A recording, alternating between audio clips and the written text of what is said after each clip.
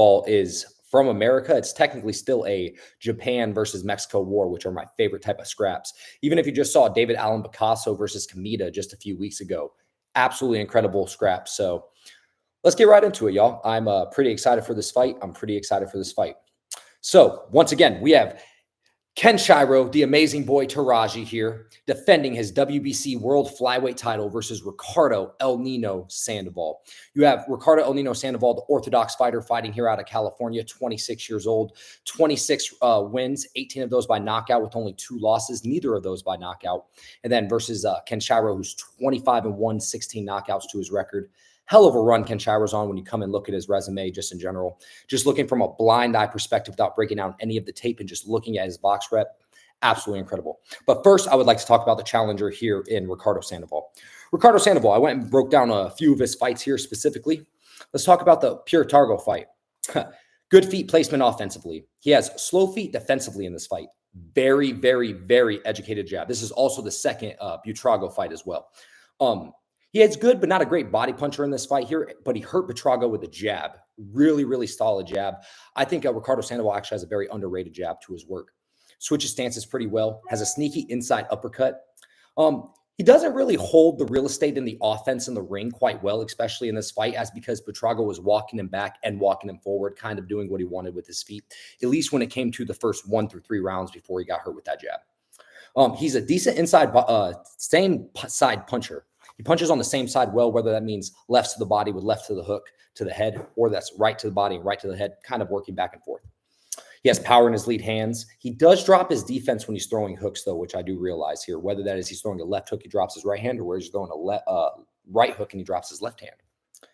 Good cardio, punches with volume and forth all the way into the 8th round, where he eventually stopped Butrago in this fight here. He broke Butrago's eye socket, which is where the actual stoppage came from, a doctor stoppage. It was swelling. It was quite insane. You could have stopped it really any time between 6 through 8 in this fight here, because Butrago took a hell of an ass whooping, and at that point, he was really aged. So it was a good stoppage by the doctor here. Ricardo Sandoval doesn't necessarily have that one-punch power, though, that maybe some of the knockouts on his record may go unseen. So let's kind of talk about that as well. The Tito Acosta fight. Super controversial fight, if not in terms of who won the fight, because all of the judges had Sandoval up, whether that was 82 to whether that was 87 to 83, or 2 of them had him 88 to 82 up. Tito Acosta, I thought, fought a way closer fight than the scorecards gave him credit for. Gotta love that Golden Boy promotion, boxing and scoring. We saw something similar with Manny Flores and Danny Chavez. They really wanted the hometown boy to win there. One thing I saw versus Tito Acosta specifically is Sandoval moves back in a straight line, and he moves back with his head up high and his body square up. He doesn't hold. He does punch off the break, which I really love. You're not going to find him in too many clinch scenarios.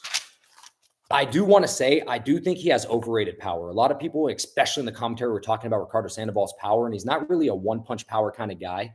He's more of a, I'm going to punch multiple times through force and volume all the way through the fight as it carries. He got hit a lot in this fight, specifically by the overhand here by Petito, and he did plant his feet a lot. He wasn't moving anywhere near as much as he was in Butrago in the second fight specifically. So I think against Kenshiro, that can be very interesting when we're looking at it, because planting your feet, getting hit with the overhand, just a few things that I think are going to be interesting when it comes to this fight. Let's talk about the Soleto-Henderson fight. Soleto Henderson only had 1 fight in 2 years coming off of this fight here. He came into the fight 5-pound underweight, which I think is pretty interesting to talk about. So he was getting hit to the body a lot when both fighters were getting hit to the body a lot. Sandoval was taking a lot of body shots. Henderson was taking a lot of body shots. He did have improved defensive footwork, I felt like, in this fight from the first few fights that I taped from the Butrago fight, and then as well as the Jimenez fight, which I'm going to talk about here shortly. He was exiting far more at angles as compared to exiting at a straight line, so we did see some fight-over-fight improvement, which I really appreciated, even though I will say in the 6th through the 10th round, that started to fade, and he started exiting in his old habit straight in a straight line, as well as dropping his hands when throwing hooks and getting hit with hooks. He made some decent in-fight adjustments after the second round, started shoulder fighting more, rolling and pressing off the shoulder. But one thing we see with Ricardo Sandoval is he does lead with his head a lot, and he dips his head. Sotelo, he really was slowing as the fight started going down, showboating, which I found very interesting, and fighting with his hands down. Very awkward game plan. Not really a game plan to go in there and win, but more so to put on a show and not to lose and really not to get knocked out. I will say in this fight, he had by he, I mean Ricardo Sandoval, had incredible clinching, good underhooks, good hand fighting in the clinch. It was, as compared to the Buitrago fight that we saw before, and even in the Tito Acosta fight where he wasn't really clinching, he was more clinching off and then boxing. Oh, I want to bring up with the Tito Acosta fight. I had to find that fight on Instagram. Shout out to @PuebloCC, again, @PuebloCC for having it via their Instagram through clips. Holy hell, Golden Boy did their best to scrub that stoppage. When it came to the Jimenez fight too as well, I want to bring this up here. He got dropped really bad off an angle in the 11th round here, where again, you see him when he throws his own hooks and he plants his feet, he drops his guard hand. He took a lot of body shots against Jimenez, and I think he got out-hustled against Jimenez too, which is something to talk about. So overall, I think he's a solid body puncher in Ricardo Sandoval. He has incredible cardio and incredible pace, and he's going to fight hard for all 12 rounds. Good feet offensively, and he's comfortable in the fire. I don't think he necessarily has the best feet defensively, even though he is improving fight over fight when it comes to moving out in straight angles and lines, especially in the first few rounds of the fight. Underrated inside game, and quite frankly, I like his clinch. Now, let's talk about the champion, Teraji. I went and broke down his fight against Rosales here, and damn, hurt him bad with the right hook in the 3rd round. Has an incredible 1-2. I want to start off and say Teraji has maybe the best jab in all of boxing. Just an incredibly sharp, right down the pipe jab. No fluff to it. He levels out the jab from body punching to the head. He moves in levels too as well. And he also throws the 2 off the jab incredibly well, whether that's the 2 to the stomach, 2 to the chest, or 2 to the head. I don't have any water, y'all, so I'm so sorry that I have this cotton out right now. Teraji has incredible stop and start ability, man. The way he can stop on a dime and start punching on a dime and move out, just something I incredibly love. He is great at controlling the real estate, both offensively and defensively. In the first round of all of his fights, I noticed he does a lot of downloading data, and he fights on the back foot, quite frankly, of every single one of his fights. So don't be surprised against Sandoval if he doesn't control the real estate in the first round and he downloads a little bit of data, and he is on the back foot here for the first round. Teraji really avoids clinching. He doesn't like to clinch. He's really fighting good at that mid-range to the end of his jab pan. And one thing I noticed about him versus all his opponents, especially against Rosales when he hurt him in the 3rd round, is he doesn't hunt completely and gas himself out in the early rounds when he hurts his opponents. He downloads that data and takes it into the later rounds, as we saw. He really started body punching after the 4th round, and he did get caught in the 4th round after having a really dominant one in the 4th by Rosales. So that's also something to introduce because Sandoval does throw a lot of winging hooks. Now, he ended up stopping Rosales here. It was really impressive, a lot of incredible body work, and there just wasn't much that he could do. Now let's talk about one of my favorite fighters that Teraji fought, Princesa Anthony Alasquaga. Anthony Alasquaga is someone that I absolutely love. I feel like he's someone that maybe is disappointed at the world level, but at this fight, he took this fight on short notice, and he was very fearless in taking this fight here.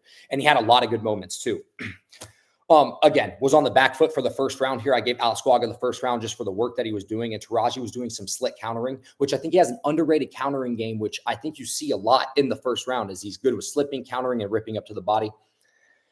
You saw that, again, right after round 2 starts, he really gets well at controlling the real estate, moving in circles, moving off at different angles, and then controlling and pushing you to neutral corners as well as keeping you along the rope line. He can get countered, but he also has an underrated counter himself. He's great at rolling under the punches, Teraji is, and we saw that against Alasquaga. He was making Alasquaga miss on a lot of big punches, which I think why Alasquaga may have gassed himself out. Maybe not gassed himself out, but his body kind of gave out on him, even though he's an overall well-conditioned athlete. And I'm pretty sure even though for taking this fight on short notice, he was well-conditioned. Again, great feet. He's patient and accurate, especially when he has his opponent on the ropes. Every time Alasquaga was touched against the ropes, he was getting touched up and battered with just patient, accurate shots. Maybe not the overly high volume that we're looking for up until the later rounds. Once he started catching Alasquaga in the 7th and then eventually in the 9th round, it was just bad timing against the ropes, man. I mean, Teraji, good levels puncher, Teraji, a good body puncher. And when he starts to sit on him, he is damaging. And again, he is like a shark. In the first half of the fight, he's more like a piranha. He's going to bite. He's going to nip. He's definitely going to take what he's going to do, and he's going to hurt you. But once he smells blood in the water, it's more a death by 1,000 cuts in the first 6 rounds. After that, he is a straight up shark, man. He smells blood in that water. He's going to tear you fucking pieces with all of those teeth, man. Teraji is special, especially the best jab in the game. I will say, for being someone that is so highly rated pound for pound, I do think he has a lot of defensive lapses. I think that he can get hit clean with hooks. He's too comfortable inside on fighting, and he's too comfortable in the firefight himself. Sorry, y'all going to get a little bit of water here because I am dying. Now, his last fight versus Yuri Uka. Man, Yuri Iuka, man, what a scrap. What an insane war that was. Holy shit. I think Iuka may have been the heaviest puncher that he fought and the best body puncher that he's fought in all of the tape that I saw.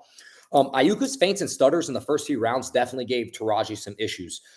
First round, he stood his ground and scrapped. Didn't really fight on the back foot like he usually does in the first round, which I think could have played into his own detriment here.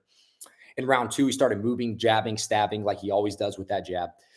Really starting to pushing Iuka into the positions and swaying him that he wanted to. The commentators kept talking about how much Iuka was swaying Teraji, even though I think Teraji was really holding the real estate most of the fight, and I think he chose to fight on the inside and plant his feet.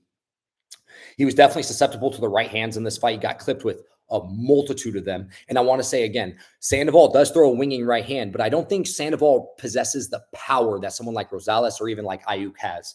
I think he's a little bit undersized for the weight class too as well. I think he could drop down in weight. He was willing to firefight in this fight here. His uppercut variety was absolutely incredible. Teraji's was. He was uppercutting the body, uppercutting the head in multiple facets, cutting off an angle and then throwing the uppercut both on the inside and from a mid-range distance, which I really loved. This was his best body punching in all of this fighting because after round three, it was a body punching clinic and it was all downhill for Iuka at that point. You saw the tires start to flatten really in round 10 here for Iuka, and Teraji body punching really took over.